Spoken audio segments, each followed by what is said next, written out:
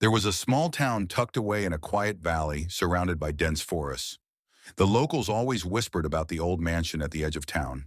It had been abandoned for decades, but no one dared go near it. Rumors spoke of strange sounds coming from within, children's laughter, faint crying, and the unsettling sound of footsteps pacing in the dark. But it wasn't until a group of curious teens decided to spend the night in the mansion that the truth was revealed. As soon as they stepped inside, the air felt colder, thicker, almost as if the house was alive.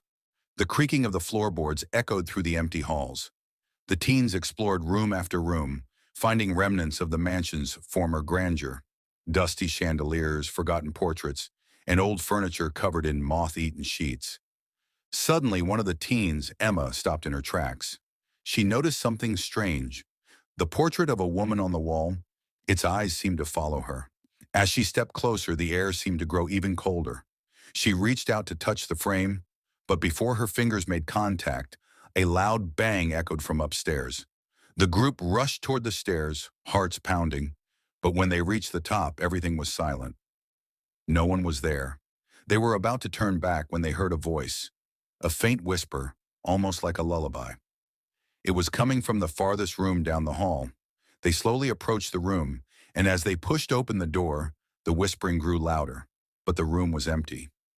Only an old rocking chair sat in the middle of the floor, gently rocking back and forth, though there was no breeze. Suddenly the door slammed shut behind them, and the room plunged into darkness. A cold hand gripped Emma's shoulder.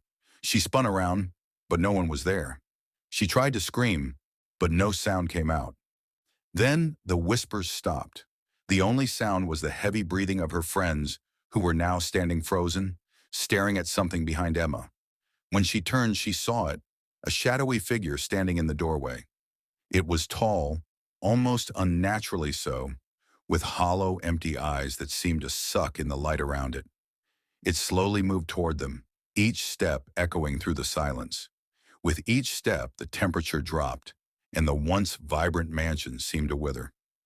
The last thing they ever heard was Emma's terrified scream before everything went quiet.